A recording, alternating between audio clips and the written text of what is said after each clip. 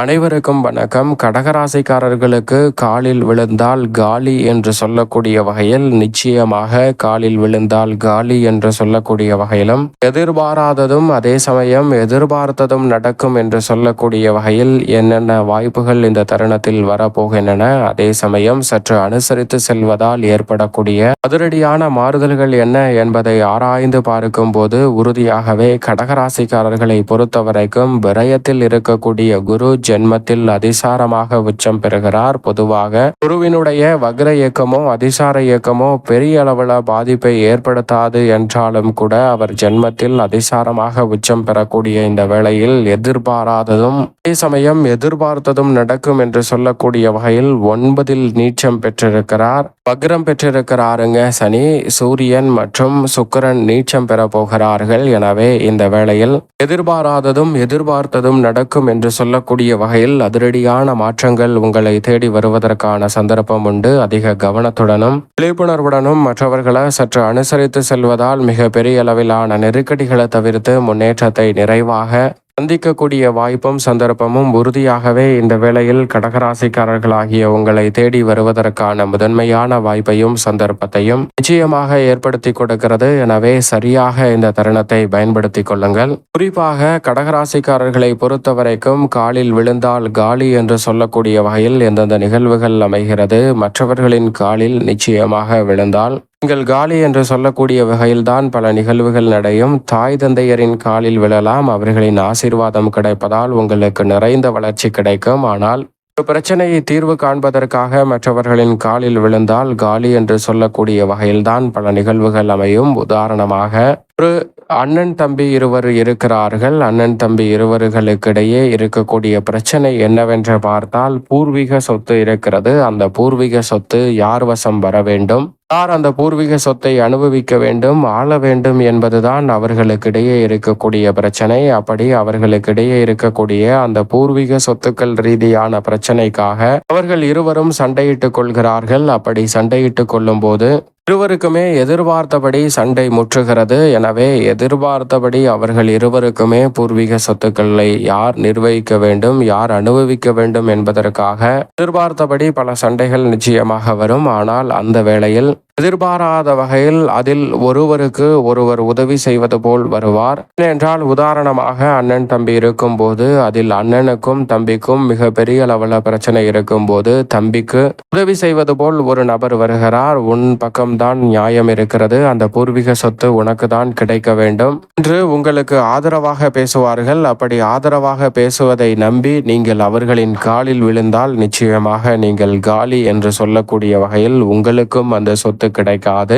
உங்களது அண்ணனுக்கும் அந்த சொத்து கிடைக்காது என்று சொல்லக்கூடிய வகையில் மூன்றாவதாக வந்த நபர் அந்த சொத்துக்கள் முழுவதையும் அப்படியே எடுத்து சென்று விடுவார். இதுபோன்றுதான் நம்மளுடைய வாழ்விலும் எதிர்பாராத வகையில் ஒருவர் உங்களுக்கு அனுசரணை காட்டுகிறார் என்றால் சற்று கவனத்துடன் அனுசரித்து செல்ல வேண்டிய ஒரு தருணமாக தான் பார்க்கப்படுகிறது. உண்மையில் அண்ணனையோ அல்லது தம்பியையோ அனுசரித்து செல்வதால் பூர்வீக சொத்துக்கள் ரீதியான பிரச்சனைகளை அவர்களே தீர்த்து கொள்ள முடியும். ஆனால் மூன்றாவதாக வேறொருவர் நல்லது செய்வார் என்று நம்பி அவரது காலில் விழும்போது அத்தனையும் பறிபோகும் சூழல்தான் இருக்கிறது என்பதுதான் யதார்த்தமான உண்மை. எனவே இந்த தருணத்தில் ஜென்மகுருவின் ஆதிக்கம் துவங்கக்கூடிய இந்த வேளையில் அதிசாரமாக இருந்தாலும் கூட ஜென்மத்திற்குள் குரு வருகிறார். எனவே கவனத்துடன் கடகராசிக்காரர்கள் இருப்பது நல்லதாக உறுதியாகவே பார்க்கப்படுகிறது என்பதில் சந்தேகமே இல்லை என்பதை திட்டவட்டமாக உறுதிப்படுத்தி கொடுக்கிறாருங்க குரு பகவான். எனவே சூழ்நிலைக்கு ஏற்றவாறு சற்று நிதானத்துடனும் பொறுமையுடனும் செயல்படுவது உங்களுடைய வாழ்வில் அதிரடியான மாற்றத்தை கடகராசிக்காரர்களுக்கு நிச்சயமாக ஏற்படுத்தி கொடுக்கும். கவனத்துடன் இருப்பது நல்லது.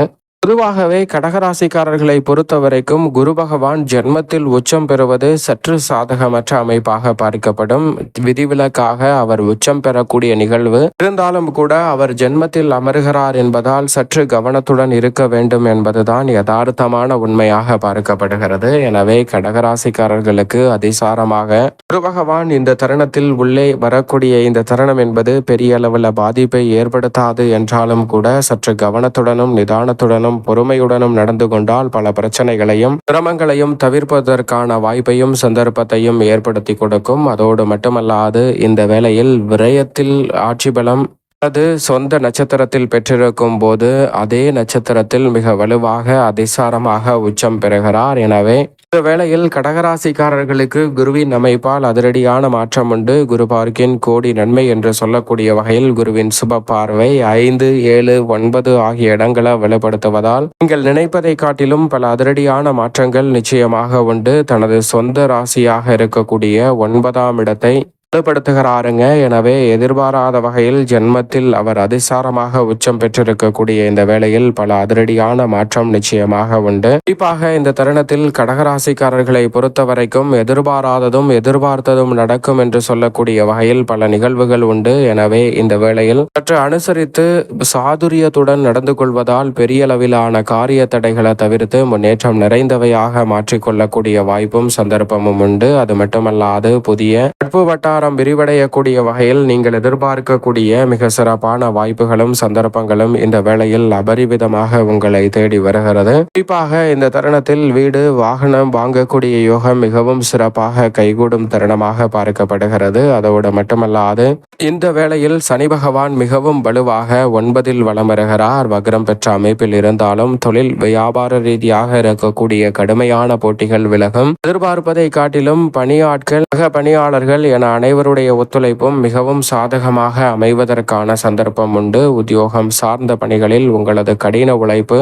அதிகரிக்கும் தருணமாக அமைந்திருக்கிறது. ஆனால் அதே வேளையில் நீங்கள் எதிர்பார்க்கக்கூடிய நல்ல நிகழ்வுகளை திறமையாக செயல்படுத்தக்கூடிய நல்ல வாய்ப்பும் சந்தர்ப்பமும் உண்டு. எனவே இந்த தருணத்தை கடகராசிக்காரர்கள் சரியாக பயன்படுத்திக் கொள்ளுங்கள். தொழில் வியாபாரம் உத்தியோகம் சார்ந்த பணிகளில் சனியின் அமைப்பு இருக்கக்கூடிய டென்ஷன்களையும் சிக்கல்களையும் நிச்சயமாக விளக்குவதோடு மட்டுமல்லாது பொருளாதார ரீதியான வளர்ச்சியையும் முன்னேற்றத்தையும் ஏற்படுத்தி கொடுக்கும். எனவே சரியாக பயன்படுத்திக் கொள்ளுங்கள். ராசியின் உச்ச அதிபதியாக இருக்கக்கூடிய குரு சற்று சாதகமற்ற சூழலை ஏற்படுத்தினாலும் சனி பகவான் அபரிவிதமான நன்மையை அள்ளி கொடுக்கக்கூடிய அமைப்பில் வலம் வருகிறார். எனவே சிறப்பான மாற்றம் இந்த தருணத்தில் நிச்சயமாக உண்டு. குதூகலமும் கொண்டாட்டமும் அதிகரிக்கக்கூடிய வகையில் பொருளாதார ரீதியான வளர்ச்சியும் முன்னேற்றமும் நிறைவாக கைகூடும். மனதிற்கு இனிய பல காரியங்களை இந்த தருணத்தில் வெற்றிகரமாக செய்து முடிக்கக்கூடிய நல்ல சந்தர்ப்பம் உண்டு. மற்றவர்கள் விமர்சிப்பதை தவிர்த்து வளர்ச்சியை பெறக்கூடிய வகையில் பல நல்ல வாய்ப்புகளும் சந்தர்ப்பங்களும் இந்த வேளையில்